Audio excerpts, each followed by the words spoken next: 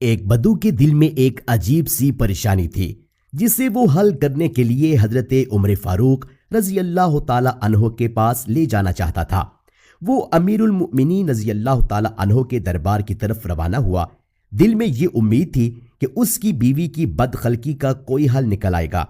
جب وہ امیر المؤمنین رضی اللہ تعالی عنہ کے دروازے پر پہنچا تو اس نے ایک غیر متوقع منظر دیکھا۔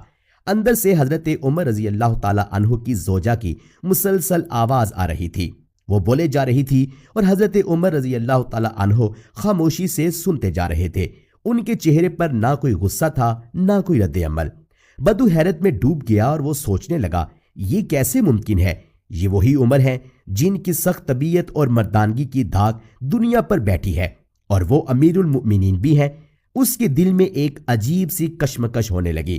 اگر امیر المؤمنین رضی اللہ تعالی عنہ خود اس حالت میں ہیں تو میں کس طرح اس مصیبت سے نکل سکوں گا؟ وہ یہ سوچ کر پلٹنے لگا کہ شاید یہاں اس کی شکایت کا کوئی فائدہ نہ ہوگا، لیکن جیسے ہی وہ پلٹا، حضرت عمر فاروق رضی اللہ تعالی عنہ دروازے سے باہر نکلے اور اس کو جاتے دیکھ لیا۔ انہوں نے بلند آواز میں پکارا، بھائی کس حاجت سے آئے تھے؟ ذرا بیان تو کرو۔ بدو نے دل میں جو کچھ سوچا تھا وہ حضرت عمر رضی اللہ تعالی عنہ کے سامنے کھول کر رکھ دیا۔ اے امیر المؤمنین، میں اپنی بیوی کی بدخلقی اور زبان درازی کی شکایت لے کر آیا تھا، لیکن جب میں نے آپ کے گھر کا حال سنا تو واپس پلٹنے لگا۔ اگر آپ جیسے عظیم انسان بھی اس مشکل میں مبتلا ہے تو میری پریشانی کا حل کیسے نکلے گا؟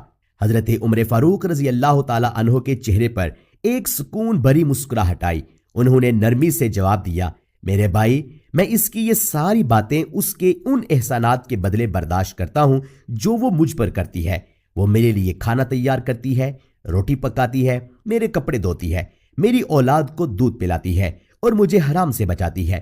یہ سب کچھ اس پر واجب بھی نہیں ہے، لیکن پھر بھی وہ سب یہ کرتی ہے۔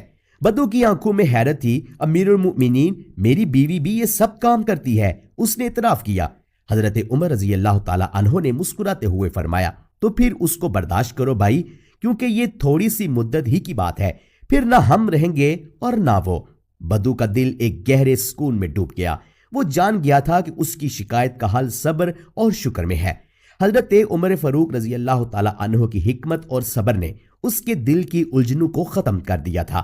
وہ خاموشی سے واپس پلٹ گیا، دل میں یہ عزم لیے کہ وہ اپنی بیوی کی بدخلقی کو اس کے احسانات کے بدلے برداشت کرے گا، کیونکہ یہ زندگی کی مختصر مدت کی آزمائش ہی تو ہے۔